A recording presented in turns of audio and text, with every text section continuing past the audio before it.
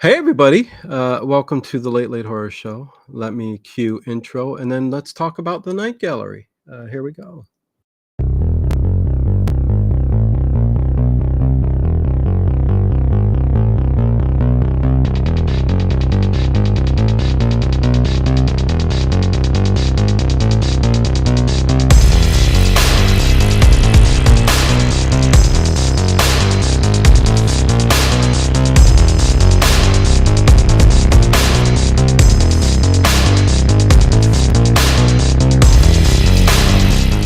Is it just me?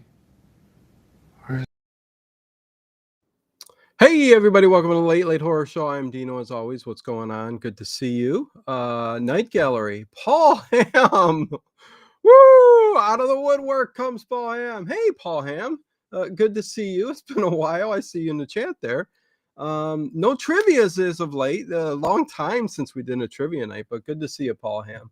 Welcome once again, everybody, to we're going to talk some night gallery. This is filled with witchcraft and I guess certain words I can't say. No, Satan. The last one is a trip. Adam West is in a short 60-second one. The second episode in here is a trip. Anyways, let me say hi to everybody. Raj Ram, what is going on? Paul Ham, Andrea's here. Connie Cleary, of course. Ron Eastman, what's going on? Good to see you. There we go. There's the list. Sweet Indigo. Hey Sweet, what is going on? Good to see you. Hopefully you've been able to rest well. This is going to be funny. Make sure you guys hit that thumbs up button. Leave a comment afterwards, all that good stuff. Let's get right into it. This was season 2, episode 3. Okay. This has got 3 episodes. Aunt Ada came to stay. That's funny. With apologies to Mr. Hyde. That's the 60. It's like 1 or 2 minutes long, and it stars Adam West. So stars? Do we really say stars because it's so short? And then the last one is the flip side of Satan, which is about a DJ, and we'll talk about that one. That's interesting too. Paul Ham, hello. I've been dealing with some health issues that have had me sidelined for a few months. Sorry to hear that, Paul Ham. Hopefully things get better and you feel better for sure. So let's get into it. Like I said, season 2, episode 3. This aired September 29th, 1971. And this was what was this episode? Let's see. I'm trying to think what I would give it because wasn't the best, but listen, it was a good episode. It was a good episode. Out of the 3, I guess the main one, since Aunt Ada came to stay. Aunt Ada, she's a witch. It's about witchcraft. It's about witchcraft. And the witch is played by Jeanette Nolan, who has 205 IMDb credits. She's been in everything.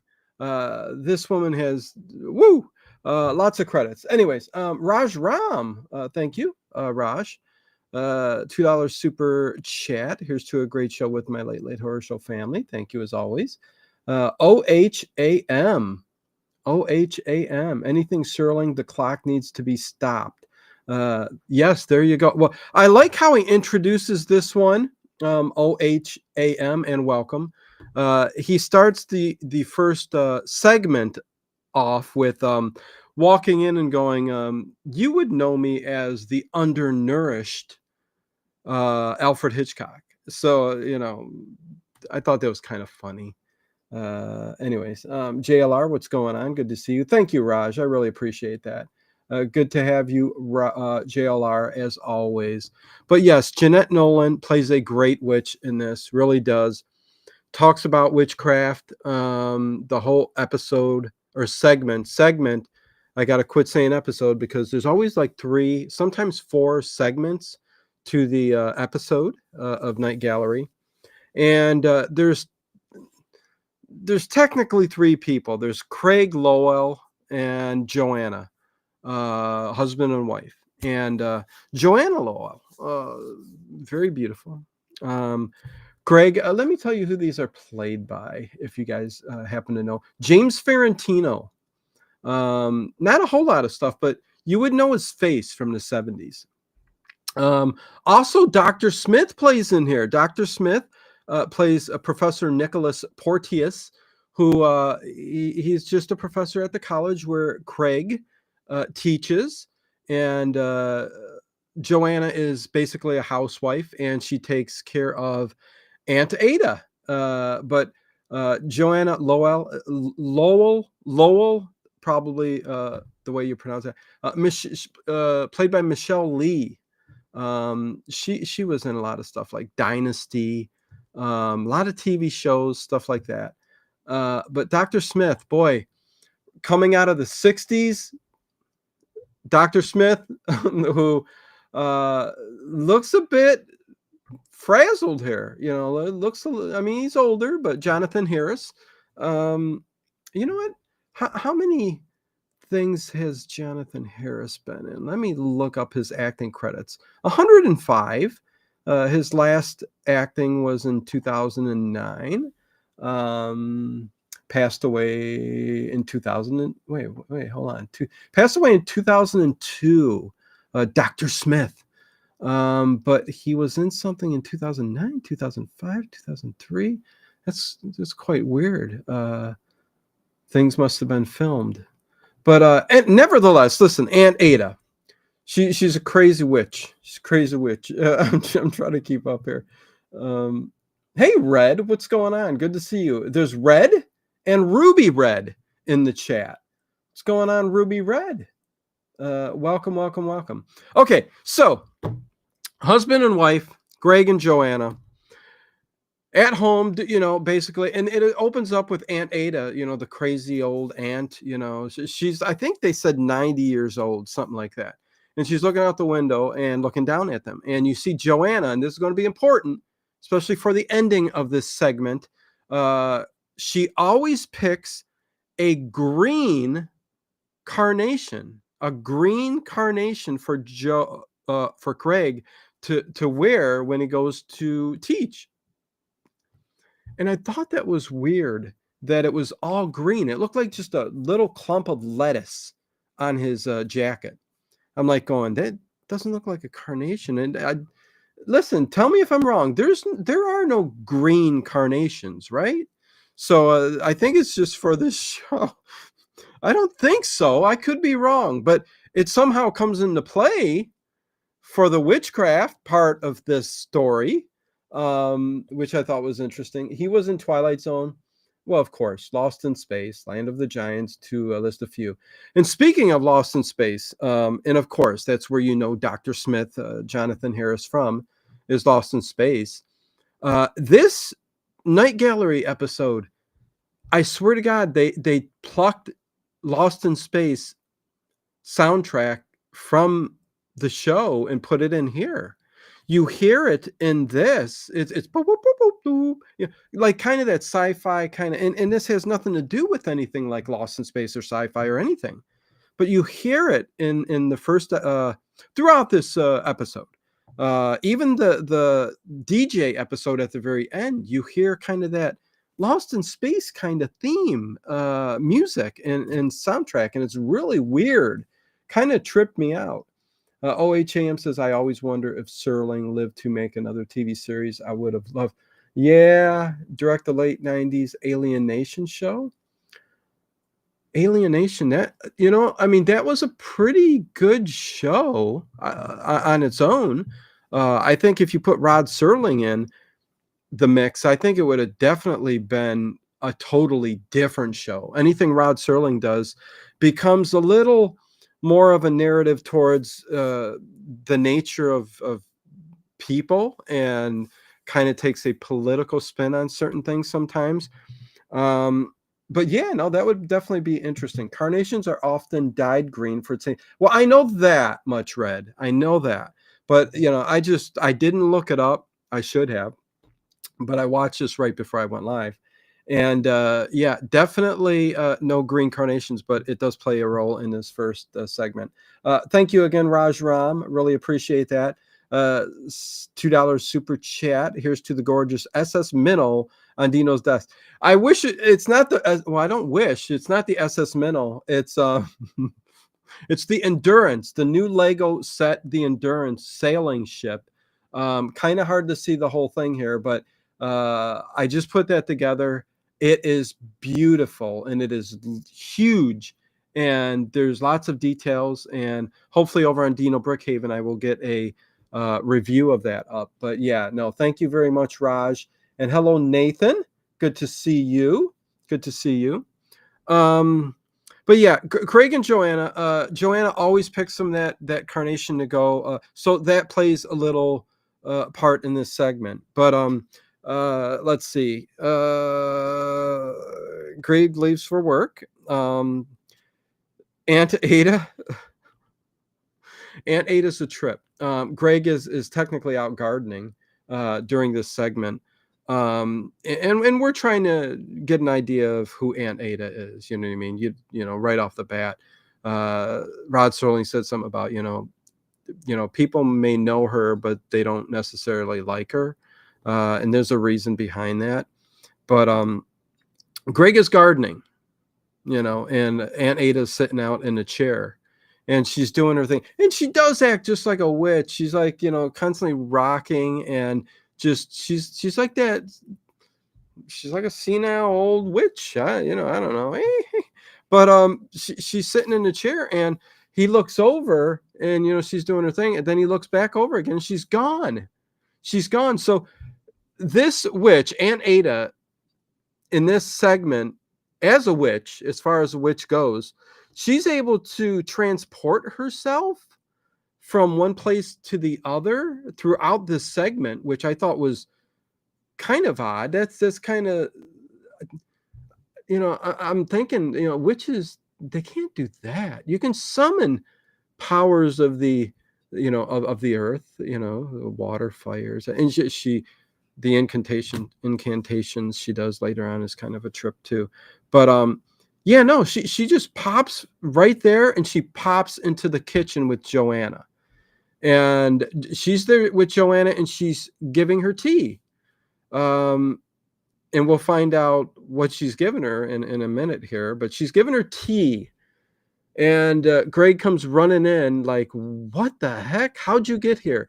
And Joanna says she's been here 10, 15 minutes. So she must have been projecting herself out there on the chair.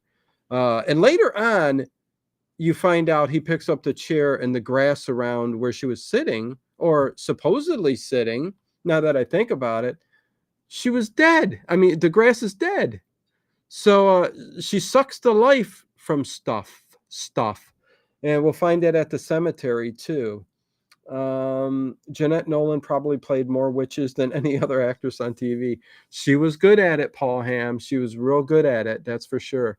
And she was a crazed witch.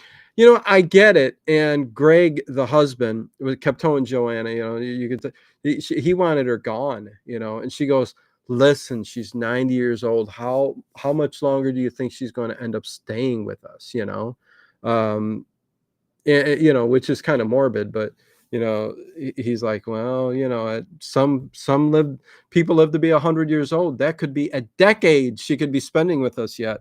But yeah, no, that's kind of funny. So he gives her tea, and he does bring roses in too, and she freaks out, I think on purpose.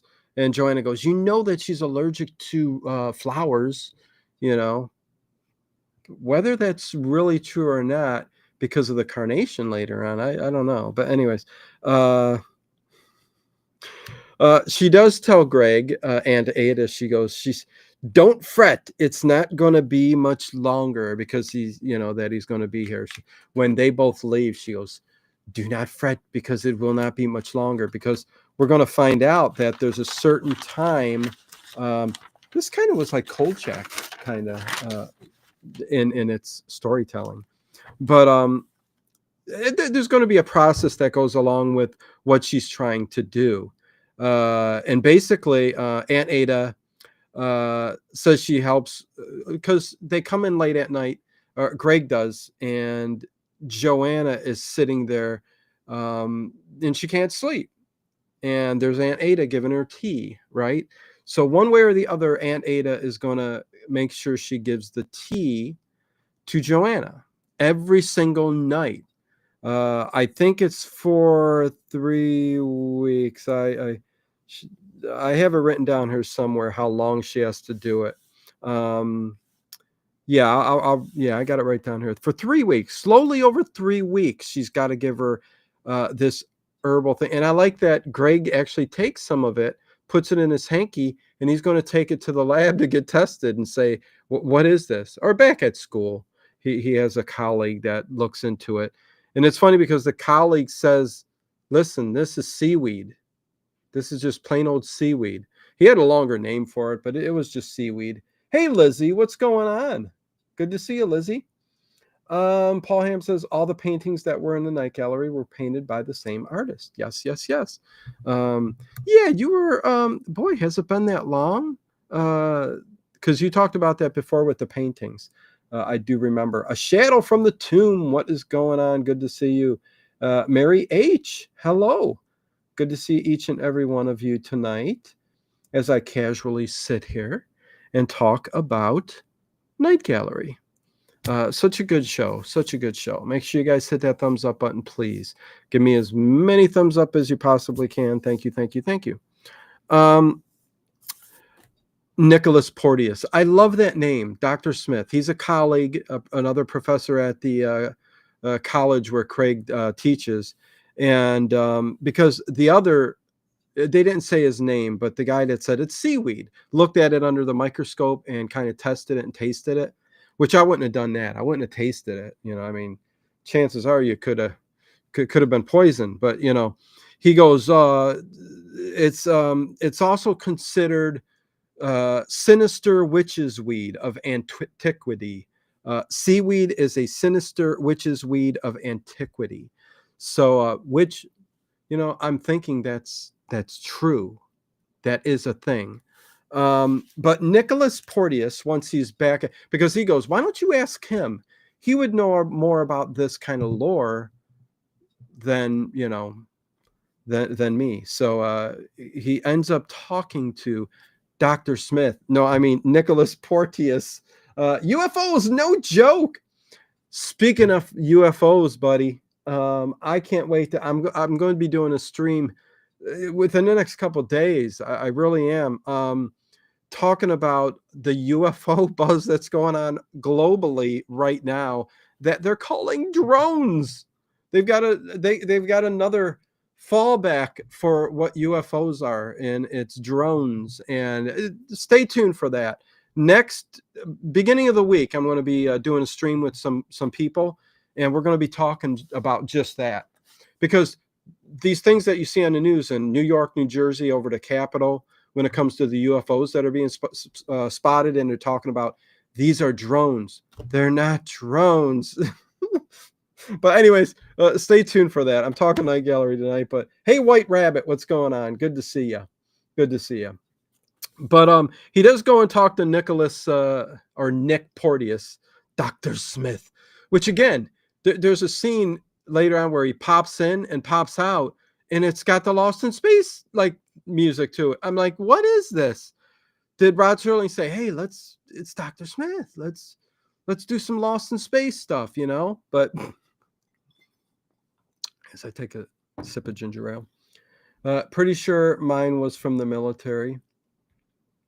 Some of them are. Well, again, I'll talk about it at the beginning of the week. UFOs, no joke. Listen, you say some of them are. Pretty sure mine was from the military. Listen, I'm not talking about everything that's being seen in the sky. I'm talking about this global phenomenon that's actually occurring this past week, where 5 types of lights in the sky over the Capitol.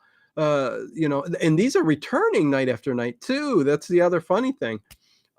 Strange thing. And other parts in Australia, Brazil. Listen, this is everywhere, and it's such an interesting topic, how they can fall back on calling it something that it's not.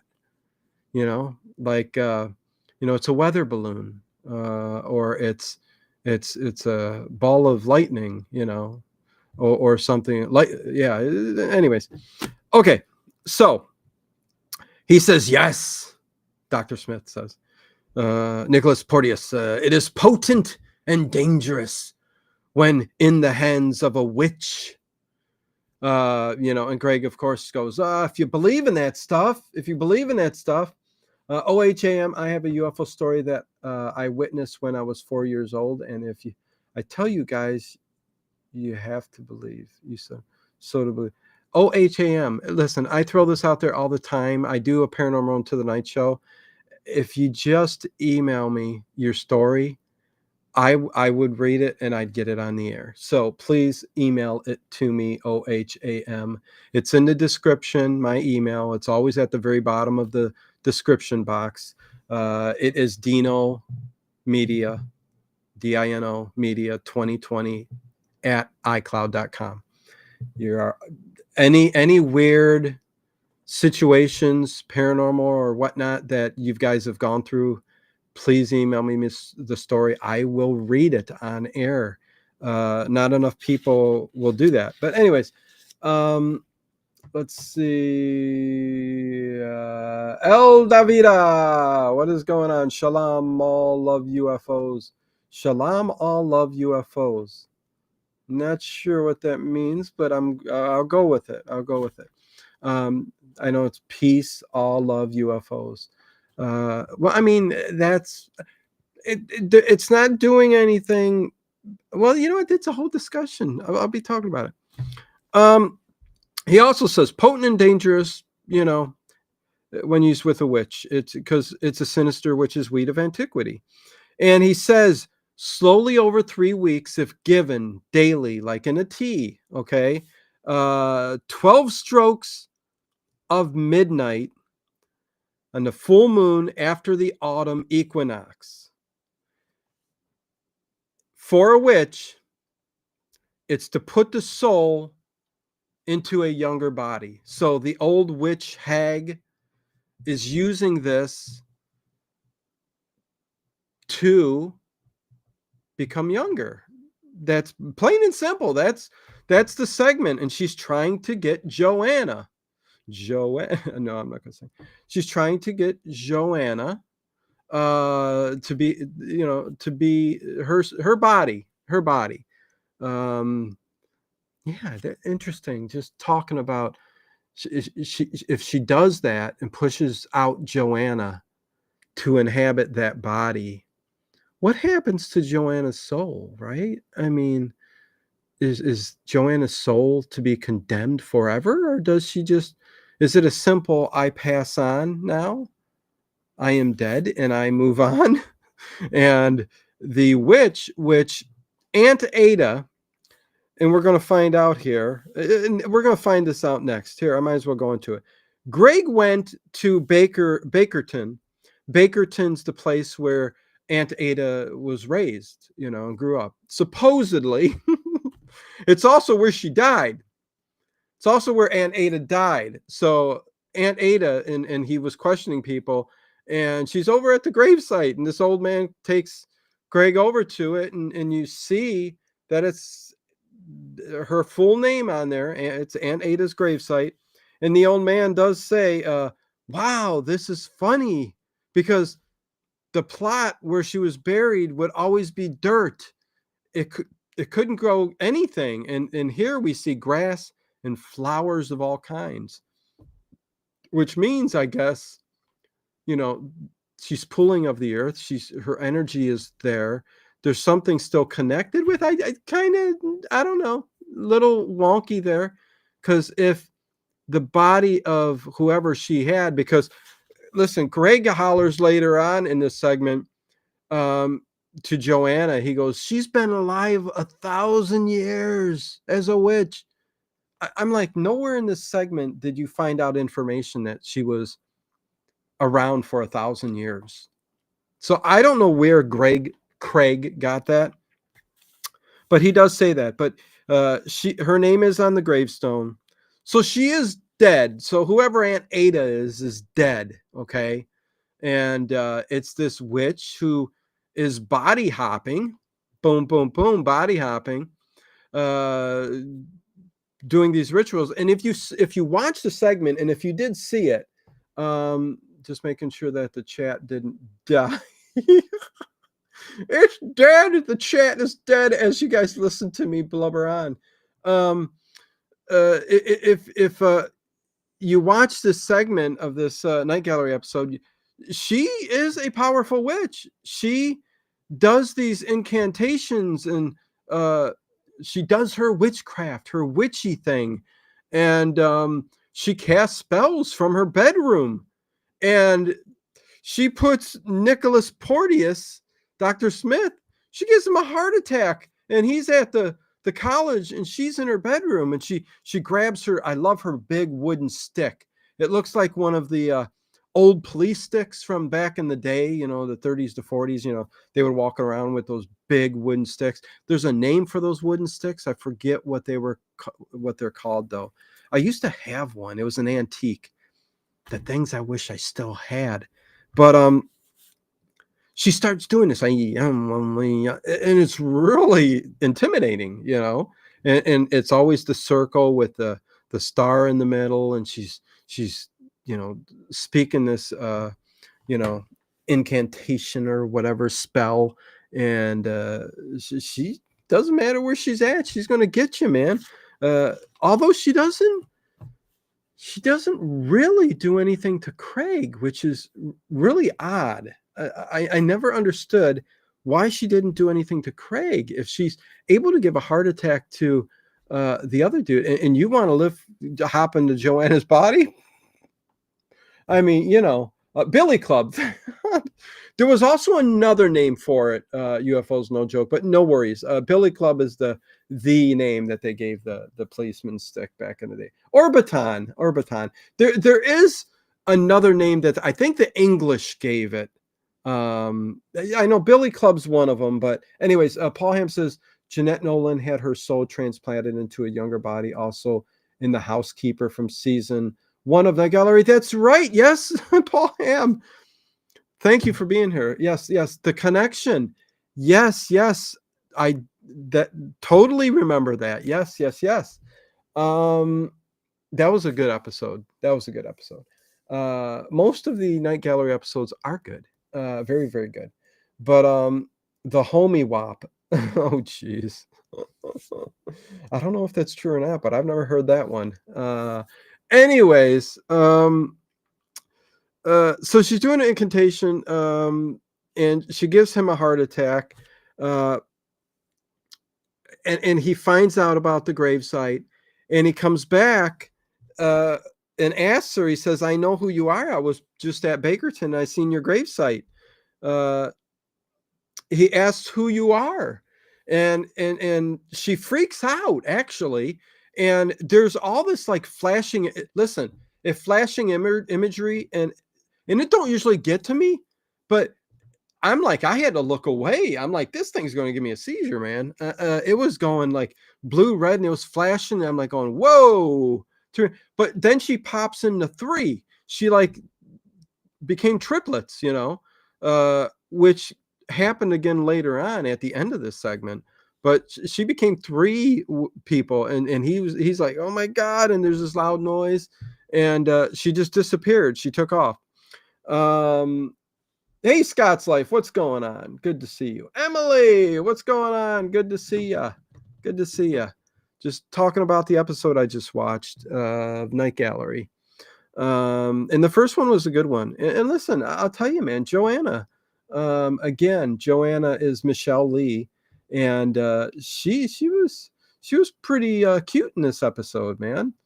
I would share the screen. I thought of doing this, like sharing the screen and going over like everything that she even voiced Estelle Lewis in Family Guy episode. Wow, okay. But she was in a lot of stuff. Mostly Night Gallery, Marcus Welby, MD. All the way back to Red Skelton Hour, Ben Casey. Ben Casey, another doctor show. Pretty cool, pretty cool. Good to see you. Radman197. What is going on? Good evening, good people. Good evening to you. Good to see everybody coming in. Please hit that thumbs up button, please. I'd appreciate that for sure. So she ends up being gone. Craig calls Nick Porteous, and Aunt Ada starts to, again, this is the part where she starts to perform the witchcraft with her stick. And Aunt Ada says, the music of Lost in Space happens here at this point. Aunt Ada says she is leaving. This is what Joanna said. Joanna says, listen, we've got 2 days, which is important because that's when the equinox is going to hit and she can perform this final ceremony and take over the body of Joanna. But Aunt Ada told Joanna, listen, I know Craig don't want me here.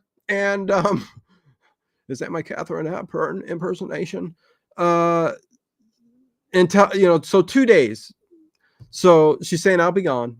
I found a nursing home and I'll be gone in 2 days. Don't you worry, Joanna. Greg will be happy. So Greg, is going, oh, okay. That sounds good to me. But Greg wants to make sure that Joanna doesn't take no tea. So he tells Joanna, he says, listen, Joanna, please, whatever you do, I don't want to leave your side for 2 days. So it's very important he doesn't leave her side for 2 days, because if he can stop her from drinking the tea the next 2 days and stopping the ceremony that Aunt Ada is going to do to put her soul spirit inside of Joanna, then he can stop this perhaps.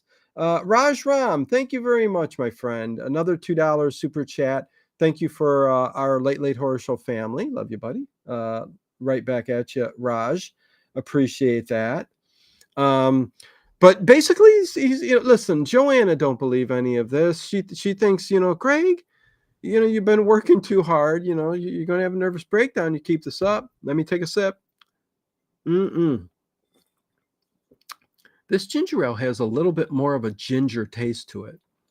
And it's just Canada Dry, less sweet ginger ale.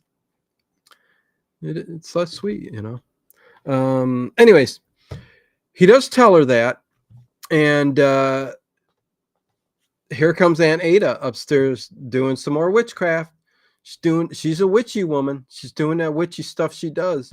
And she's got the circle, the star, and she causes family trouble for his friend Ed, a colleague of his, where he will so that Craig has to go and take over the class for him that evening.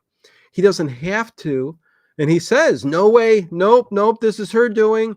And this is when he tells her what he believes is happening, and Joanna's just laughing it off and stuff. But she says, listen, you can't leave your friend hanging. You got to do the class, She goes, listen, I'll go with you to class. That way you don't have to worry. Everything will be fine. We thought, right? So she goes off to his class with him to teach, and she sits in the back. Anyways, let's see. Paul Hamm, Michelle Lee and James Ferrantino were married in real life when this episode was produced. There you go. Facts from Paul Hamm that are not what I'm saying. So there you go. Hey, Paul, been missing you at all. Yeah. Thank you, Paul Hamm. Yeah, they were married. What a beauty. Maybe that's what hooked them up on this episode, right? Let's bring in a real couple, said Rod Serling. And so they did. But so they go back to school. Yeah, they go back to school. They didn't get their diploma. No, they go back to school, and he starts to teach the class for him. And what happens is he's up there teaching, and it kind of annoyed me because he had his back to his wife. I would say the entire time, you better make sure you're looking at your wife, keeping an eye on her so that she doesn't escape like she does.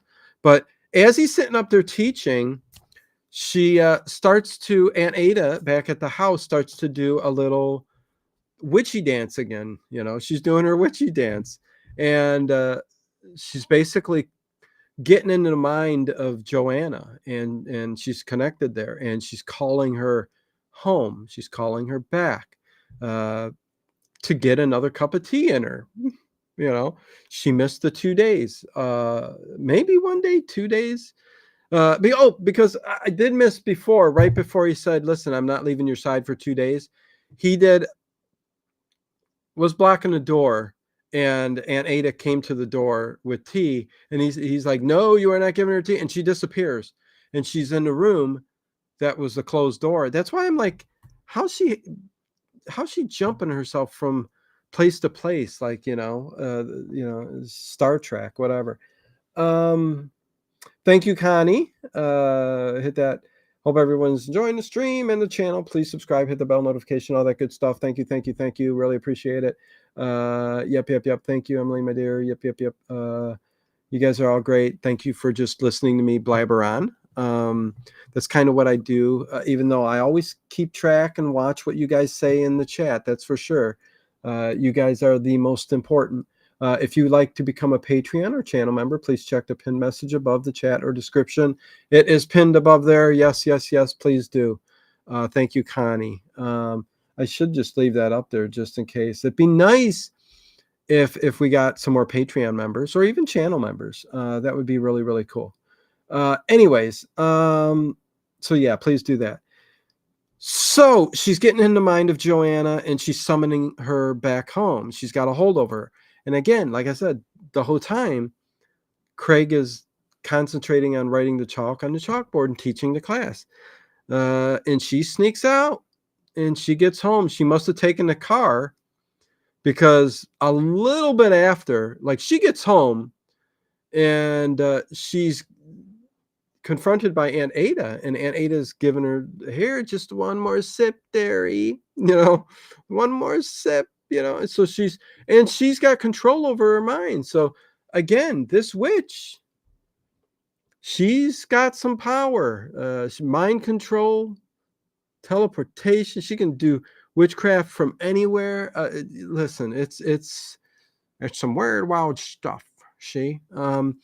And then Craig sees that she's not there, and he books it out. The unfortunate part is he's got to run home. It's raining and pouring out, and a montage of him running through the rain, trying to get back home to save Joanna. And he does make it home. And I like that Aunt Ada's looking out the window at him while she's upstairs doing her thing. And Joanna's kind of like passed out at the kitchen table with the tea there. She drank it. Oh, Joanna.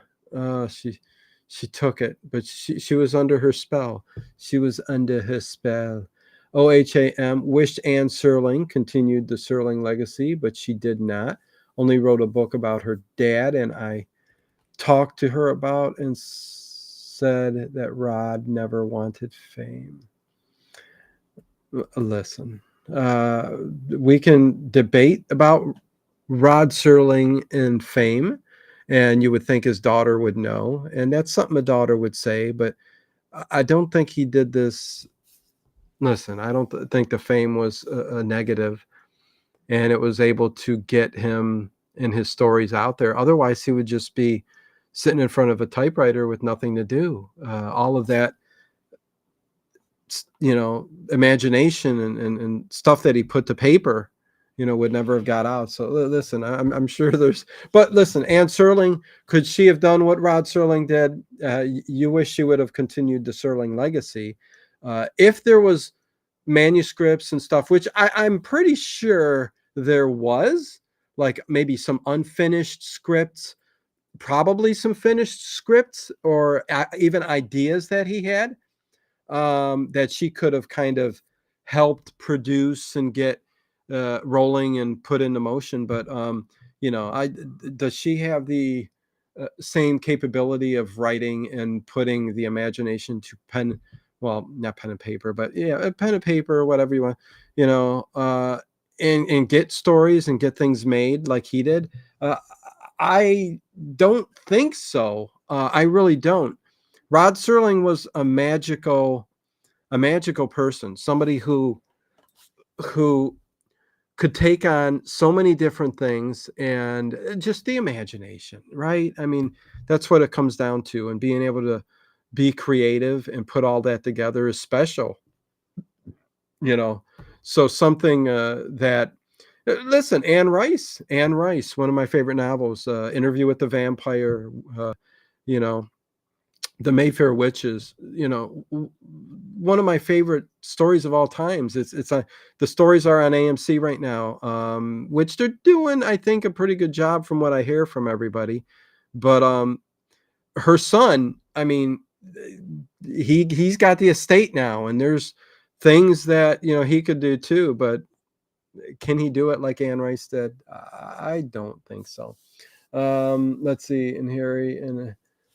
It's all right, everybody can't make every night. Harry's out there somewhere. Hi, Boy Donuts, Harry.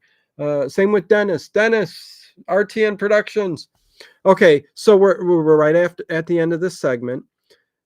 He sees that she drunk it, and he kind of like tries to wake her up, and he drops and her head flops, and he runs right up to Aunt Ada, where she's kind of doing the same, and her witch thing, her witchy thing, and she's trying to finish off this spell. And I like that. It is a weird technique, but the flashing starts again, and then she splits off into 12 different Aunt Adas, and I think it's maybe how many times she has taken somebody's soul or body or whatever, not soul, body, because she's pushing the soul out to become that person. So maybe she's done it 12 times, but they run down the steps, jump Joanna, pull her off the chair, and they're all hovering over her. And he remembers, he gets a flashback. Hold on. Happy holidays, everyone. Raven. Is that Raven? Ravan. I'm saying Raven. I'm saying you pronounce that Raven. Happy holidays. So Craig, as Aunt Ada is over Joanna, remembers Nick Porteous say, if you burn the green carnation, it negates the spell, the ritual. Which I thought was odd. I mean, it is what it is. Let me see. Yeah. So, wait, it turns into I'm just making sure I didn't miss anything because I want you guys to get everything. Okay, so Craig remembers that, and he takes that green carnation off, and he burns it. And Nicholas Porteous had some kind of reasoning behind the green carnation, how it can break the spell or what. Listen, it was an answer to try to stop her from doing what she's doing. But yeah, it just looks like a clump of little baby lettuce. Kind of funny. But he does that, and he burns it, and sparks come out like it's the 4th of July, and you're holding sparklers. And you think she starts to like not melt down, but she kind of like burns down like the Wicked Witch of the is it the East? I think it was the East, right? Wizard of Oz? Wicked Witch of the West. Wicked Witch of the East? I forget now. I don't know. Anyways, I found a bunch of books in the trash, almost new, and there were many Anne Rice novels. My wife loves them. You found a bunch of books in the trash? LHAM, don't tell me about that. I love things like that. I used to, well, I'll talk about it in a second. Hold on.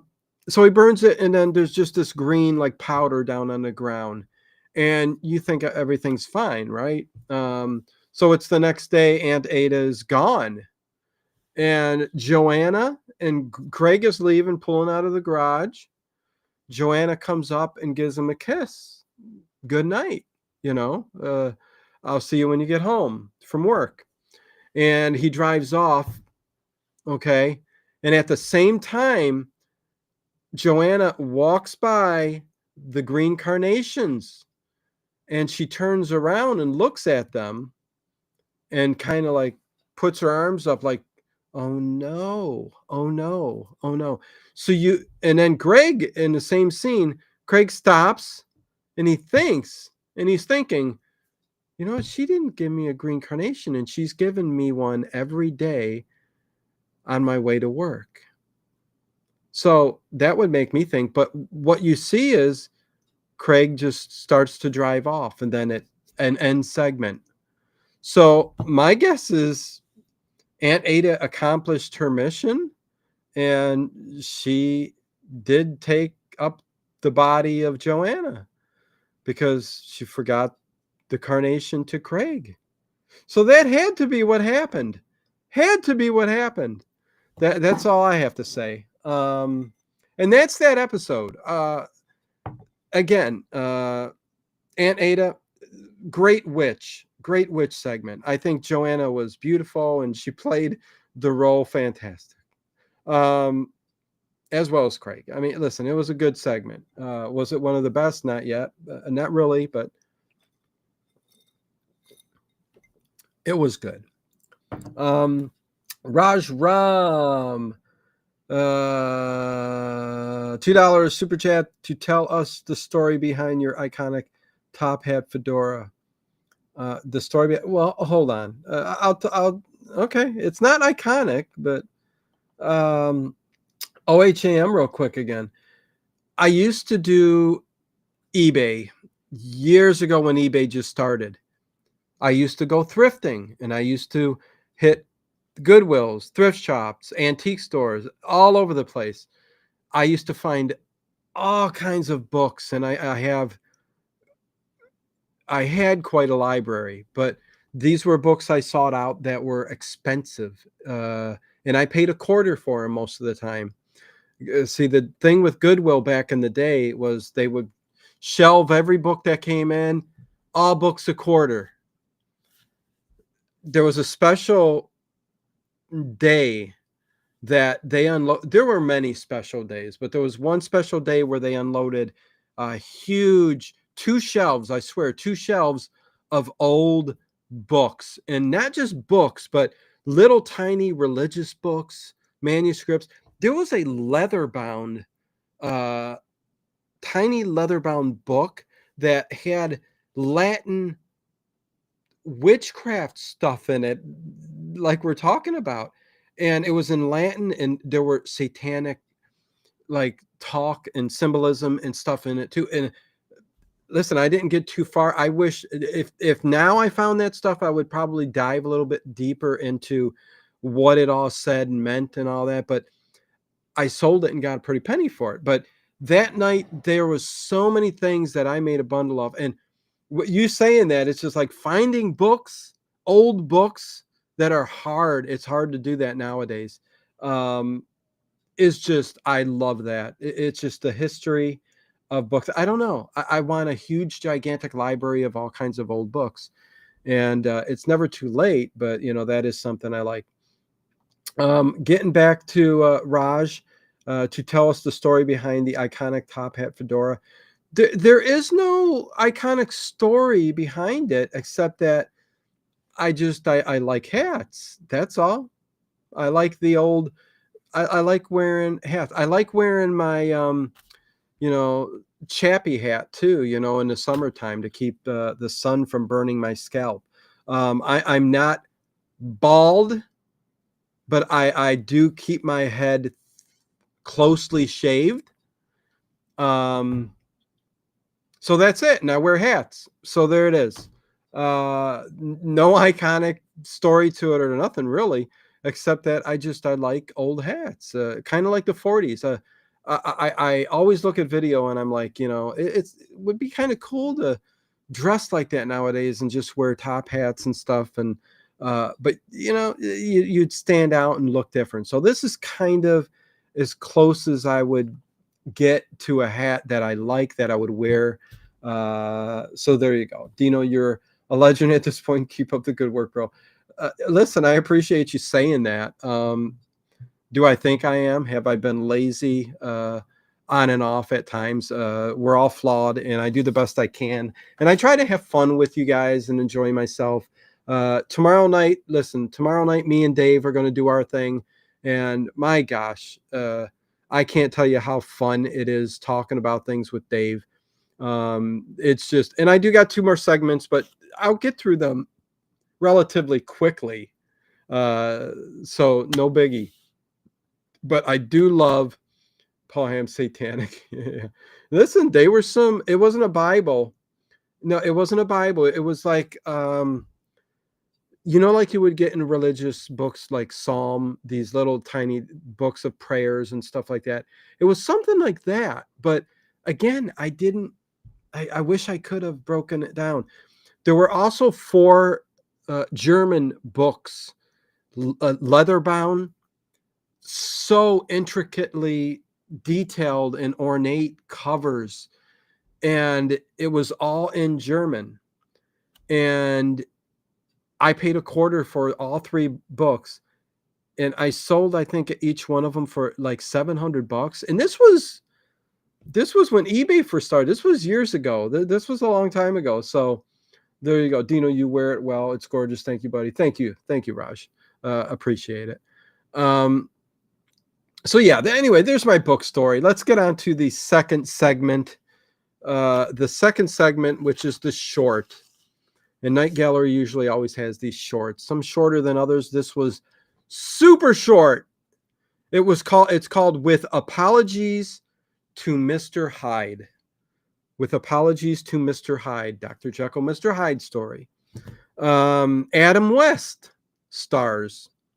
He plays Mr. Hyde, I guess.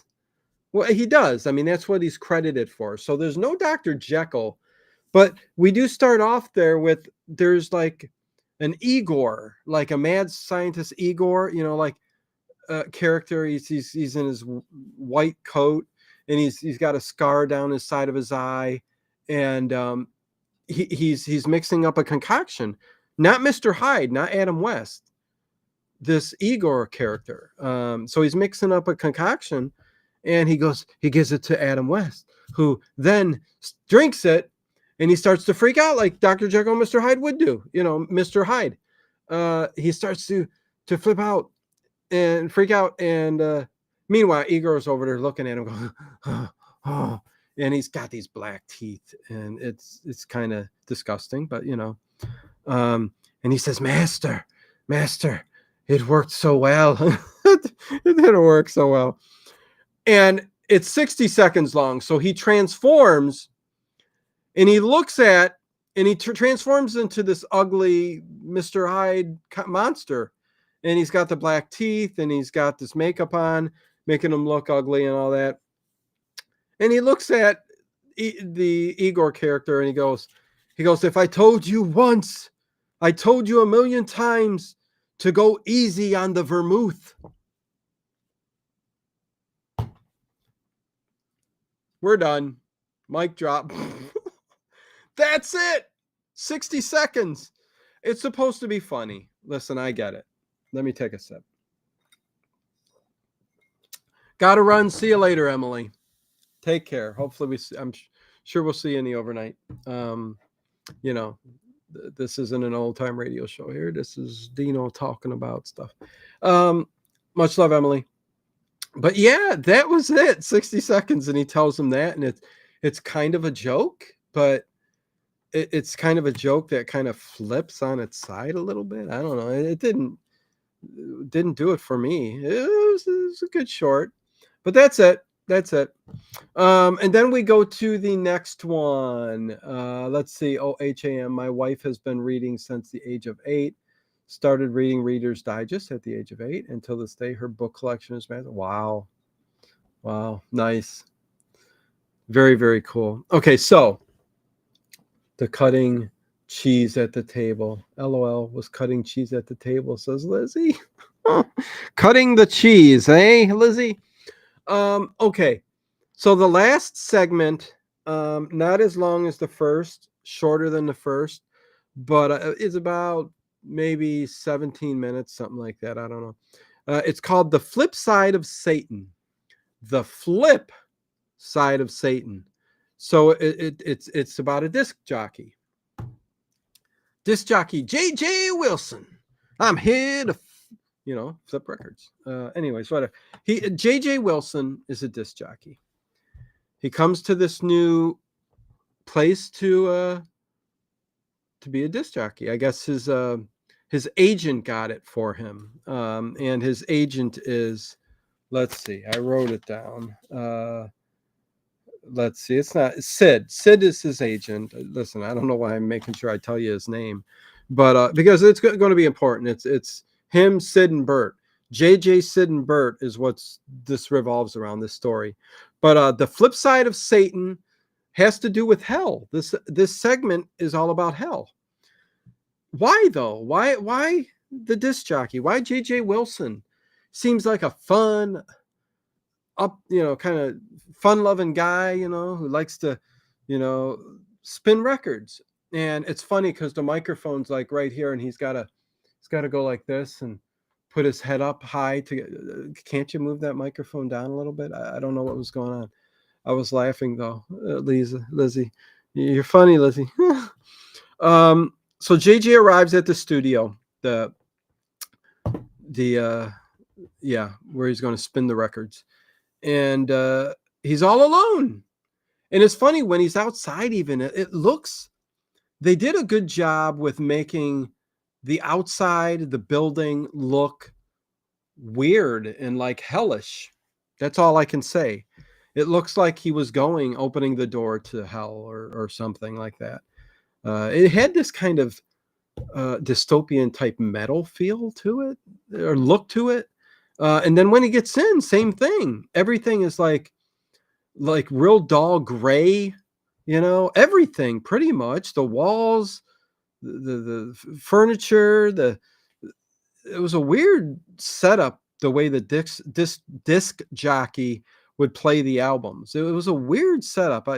I don't know if that's really how things were, because the turntable was kind of just like a table around, like something they made out of wood and just set on the table. It was weird. It looked weird. It didn't look like no real recording studio or record or radio station. Radio station or anything like that. So he's he reads the paper and it says you must, where does he go? It says programming, you must do the programming planned with no variations. So he must follow record 1, record 2, record 3, record 4, so on and so on and so on. So that's what he has to do. He doesn't know why, but he's like, okay, I'm getting paid for this gig, supposedly. I don't know, whatever. And yeah. And it's funny, there's these pictures of past DJs up on the wall. It says something like, this radio station wouldn't be what it was or is without these past DJs, or something like that. And I won't say it right now, but there's something on the bottom of the pictures that kind of make it funny and kind of a tall tale. Radman, I can't watch the Night Gallery because I have to pay for it on Plex, but I do watch a lot of Tubi sci-fi horror. Very good, Radman. Yeah, Night Gallery's hard to come by. I can tell you that you can find it on archive.org. Just search up Night Gallery, archive.org. You can watch every episode of Night Gallery. So there you go. Hopefully they get all that figured out through the, with archive.org and all that. But anyways, so he's sitting there and he starts to play. He starts to play the first album. And it's like a Phantom of the Opera type organ music is playing. Really spooky. And it sounds hellish. The second one sounds even more spooky, man. The second album that he puts on. But While he's doing that, while he's playing the first record album, whatever record album, he puts it down low and he calls his agent Sid, complaining, and he's hollering at him. He's like, "Dude, what did I do? Why am I here?" You know. And then eventually he breaks down and he says, "Listen, I think I think this is because I think you sent me here, right? Because you're mad and you think that me and your wife Emily had an affair." So that is what, and he says, "I assure you, if she happened to be anywhere I was," because he would always go on these trips, and he would, like, golfing trips, whatever, with a friend of his named Bert, who Bert, we find out, covered for him. And he says, "Please cover for me, when Emily's around, just say, you were here with me." Anyways, he's got a cover. So evidently he did have an affair with Emily. And Sid was convinced, so he sent him out there. I guess.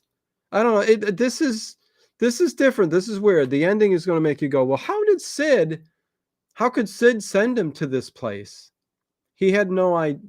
He couldn't have had no idea what it was, what this place is. But he gets off the phone kind of like, I convinced him, listen, he don't think I had an affair. I convinced him. He plays the second album. It's even scarier than the first. It really is scary. It's a spooky sound of music. If I was in the dark or all alone somewhere and I heard this music come on, I'd freak out. It's pretty spooky. JJ then calls Bert. He does owe Bert money. So listen, Bert can at any time, maybe Bert was blackmailing. I don't know. They didn't go into it, but he owes Bert money. I don't know. But he tells Bert, "Hey, have you ever told Sid? Did you keep this a secret?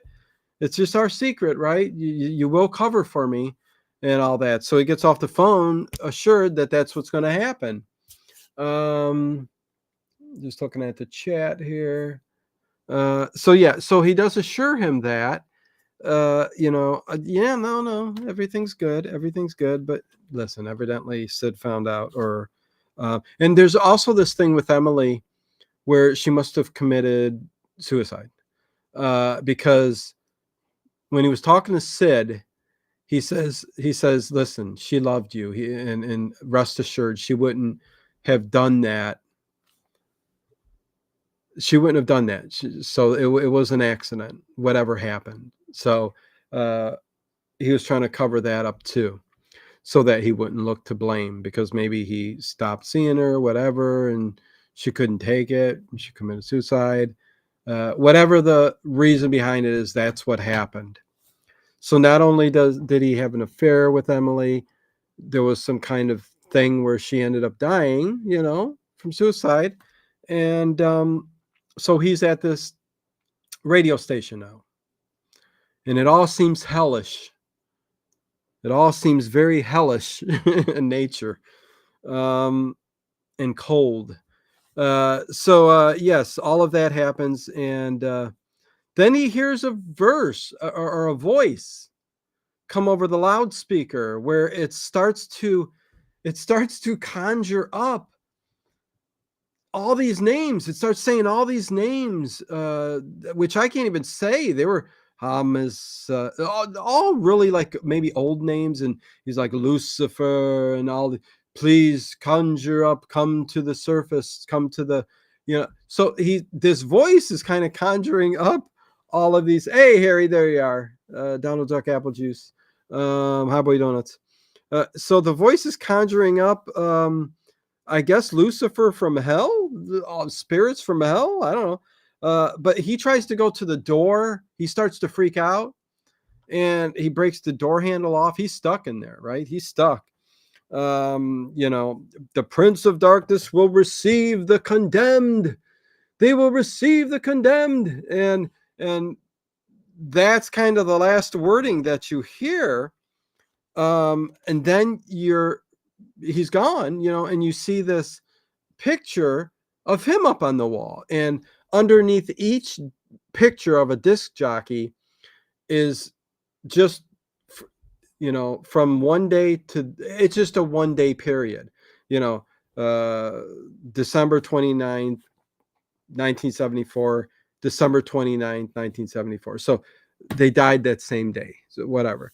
So there were 6 of them and he was 7th or something like that. But okay, so this is it. It's end. That's it. It's over. I don't think there's anything else I wrote. It's over. The thing I don't understand was if Sid sent him there, how? Why? How did he know that he would be sent to hell? Paul Ham, that voice that speaks while JJ is in the station is Vic Perrin, the narrator on The Outer Limits. Paul Ham. Connecting the dots. There you go, Paul Ham. The knowledge Paul Ham has on horror and, that era and is just unbelievable. Thank you, Paul Ham. Good to see you around again. That's for sure. But yeah, how Sid knew to send him there. Okay. And for what purpose? I mean, having an affair immediately, that's, you're condemned to Satan. I mean, to hell and all that. I guess the Bible would say, the 10 Commandments and all that kind of stuff, whatever. But I don't understand how Sid sent him there and how he got stuck in this place. Emily's passed on. Sid is pissed, trying to get revenge. Bert, who knows?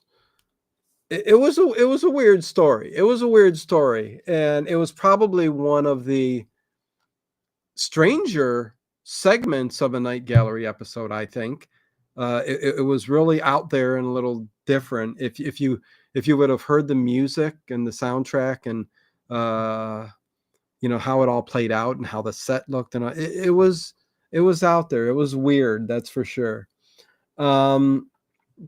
The Outer Limits, do not adjust your TV set. No, do not adjust your TV set. Okay, so with that said, please make sure you guys hit that thumbs up button. Tomorrow night, me and Dave will be talking about the Wild Wild West. We're up to episode 7, The Night of the Glowing Corpse. So that'll be fun. It's always fun talking to Dave. So there you go. And next week, Saturday, Night Gallery again. Affair of Spiders, Junior, and Marmalade Wine in the Academy. So there's 4. So there must be 2 shorts in there. So, and then December 15th, Kolchak, the Night Stalker. The very last episode we'll be talking about the Sentry. And I did already hook up. And then Scooby-Doo. We're going to start talking about Scooby-Doo. Zoinks, the podcast with me and Dave. Episode 1 and 2 of Scooby-Doo, Where Are You? So I can't wait to talk about that. And I did throw up already December 29th. Be sure to go and like these. December 29th at the end, right after Christmas, right after Christmas, we'll be talking about the top 5 and our bottom 5. Will me and Dave have the same top 5 and bottom 5? Who knows? But we are going to be talking about it and kind of a recap of the whole season, I think, of Kolchak, the Night Stalker, the TV series. So that is going to be a fun night to talk about stuff. We also do, listen, get ready, people, please. January 5th is a Paranormal Into the Night show. It's prediction night, our annual prediction night. I am going to go over last year's and just highlight some of what you guys said in the chat or emailed me or whatever. But I'm asking, it's a month away. If you guys could somehow get to me your predictions or actually write a prediction down for the coming year that you think might happen. And me and Dave are going to go over them and read them on the air. So you can save it for the night of the show, chat night, or you can send me an email, dinomedia2020@icloud.com, in the description. Or listen, you could send it to me on Instagram too, or wherever. So please do that, because I'd like that to become a good show every year, with some actual real, predictions that you really put some thought into, So that's what I'd like to do there. What? I was a graphic artist back long ago and worked making Scooby-Doo design. Listen, OHAM, you sound so intriguing that I might need to talk to you. Got a lot going on, but zoinks, Scoob! What's going on, Shag? This is I love Scooby-Doo. So yes, Zoinks the podcast. We are going to start talking about all the episodes of Scooby-Doo, starting with episode 1 and episode 2. So yes, OHAM. Stay tuned for Sunday nights, Saturday nights, Sunday nights, and the beginning of the week. I am going to get a couple people together, and we are going to talk about these drones and these UFOs. So there is going to be an installment of Paranormal Into the Night at the beginning of the week. So there you go. Look for that, if you will. With that said, it's 9:10. Let me see how many thumbs up we got for this. 55. Yeah, it seemed like a slow night tonight. But hopefully people will come back on rewatch and all that. So I do appreciate it. Wait, let me see. That's sad. What did OHM say? Art cannot be destroyed like that. What did I miss? Let me just go back. Art cannot be destroyed like that. What did Speaking of movie props, okay, here we go. Speaking of movie props, Twilight Zone props were all destroyed. Also, the ship from War of the Worlds were trashed. That makes me angry. Yes, I agree with you, OHAM, on that. I hate that back in the day, movie props were stored. A lot of them were just thrown out into the garbage, to be rid of. Nobody ever thought, like, hey, people would want that, or it would be worth something years from now. I mean, yeah, I don't understand. Totally enjoyed the stream so far, Dino. Thank you, Connie Claire. But yeah, no, same with movies. I mean, the old stuff, if people are holding on to old silent films or movies that, from the day that were stored in vaults and are missing films and just don't want to give them up, because a lot of them were destroyed. Majority, it's insane to hear the amount that were destroyed. Even books don't last forever. Books are made from paper. Some, with that acid, ingredient to the mix, with the deterioration process and stuff like that. Some things, well, most things never last forever. I think even the hardest constructed metal just, eventually over thousands and thousands of years break down and get corrosive and I don't know. Anyways, what are you going to do? Thank you, Harry. I appreciate that. I appreciate you guys too, very much. So I will see you tomorrow night with Dave, talking Wild Wild West. So I'm going to try to, Dino, look at Goulardi. Don't see much on the taping official. Exactly. Goulardi, an old horror host. A lot of the TV shows and like TV hosts and stuff like that were like recorded live, ended up being stored away, and those ended up rotting or being destroyed or lost or never found again either. So yeah, can you imagine all the stuff and all the history that is out there that is just either still around, just not found, or has been destroyed? It's a shame. There is an effort to get rid of physical media these days. Keep your old books and DVDs. Oh yes, 100%. 100%. I keep almost everything since I was a teen, believe it or not hoarding wise, but things that I appreciated, like Freddy Krueger. I mean, this is old. This is from um hold on. Can I get the date on there? It's on his butt. Is that 80? I forget. 1980 something. But listen, I've got all kinds of toys like that. I've got the comic books, the monster magazines, which I'd like to dig into some of those things that are in boxes and bring those out and go through those too. So that would be cool one night to just go here and show the camera right here that I got, bring it up on screen and large. I'd like to go through some of the Garbage Pail Kids cards and some of the wacky packages just to show them each and every one of them, like right here, real close up on camera. I think that would be kind of a cool thing just to show you a lot of the cards that I had back in the day. I still have some baseball cards that my grandfather gave me that I've got a Hank Aaron, lots of Bob Feller. I've got a lot of old baseball cards too, and they're all in plastic wraps, and they've got that smell to them.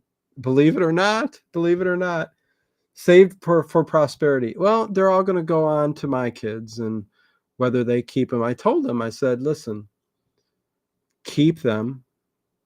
I would ask that of you, unless it's listen. I'm not going to hold come back from the grave and go, oh, you sold that because it was worth a lot of money. I get it, but it is what it is. Anyways, much love to each and every one of you. I am going to end and see if I can get.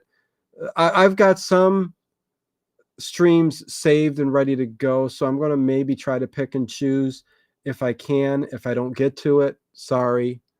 But there should be a stream at 10 o'clock. It's just going to be last second, but look out for it. Anyways, thank you all. Much love, and I'll see you tomorrow. Oh, one last super chat from Raj. Thank you for another great stream, Dino. Thank you, Raj, for all the super chats. Really appreciate you, my friend, and everybody else in the chat. Thanks for hanging out with me and listening to me blubber on about an episode. I've got some of my other ideas in the hopper, so stay tuned as always.